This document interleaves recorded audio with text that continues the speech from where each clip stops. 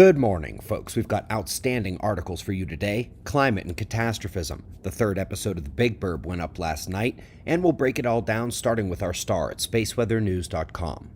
We find the last 24 hours on the sun was not quiet, but also not tremendously eruptive. Small CMEs and surface surges as the dark coronal holes turn through, and we continue to only have smaller solar flares. In the solar wind, just this morning we took a little love tap of a CME, a faint edge of a cloud erupted days earlier, and while we can notice the sharpness of the telemetry change during the impact, that impact power was weaker than most coronal hole streams, and geomagnetism is still calm. We continue monitoring the sunspots, which are set up so peacefully spread in their magnetism, they're basically gentle giants traversing the sun right now. We will keep watching them to make sure. And we're off to another from the sun, but this time to a desperately underserved region for the subfield of science. They found solar control of nearly all meteorological parameters, with a 90% control over the precipitation patterns.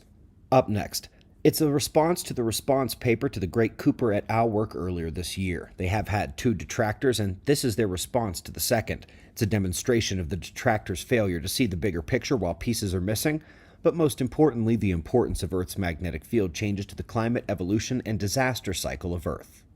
Most of you have now seen the new disaster documentary, a place where the recognition of the importance of Earth's field is not missed. Over 100,000 of you watched the documentary over the Christmas weekend, and here on Monday, we get the first edition that will kick off the next year's playlist. Folks, this team is mostly from NASA, but Harvard, DUT, Caltech, and Southwest Research Institute are on board as well. When 3 of the observers in this author list emailed me after the documentary on Saturday, it was them wanting to see this in front of your eyes. FYI, 2 of those folks on your side are from NASA. Now please immediately pull the planetary changes from your memory banks because they confirmed our suspicions about Jupiter. Now, we don't have to look at its electron radio signal and guess its changing resulted from a magnetic field change. Juno's 5 short years at Jupiter are now enough to say its secular variation is underway as well. Jupiter's field is shifting, officially, and fast enough to be spotted in only a 5-year satellite mission. Folks, even when gold appears in journals I don't usually check, our friends in high places are letting us know where the breadcrumbs are, and I'll take a moment to thank them greatly for their anonymous battle. Lastly, folks, go check out the Big Burb Channel's Episode 3. We're grinding ahead on the build, discussing fun things we're going to do with it, and we had some fun between ourselves as well.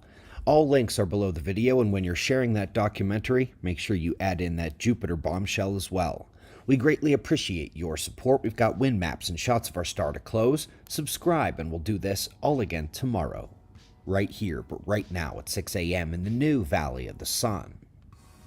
Eyes open. No fear. Be safe, everyone.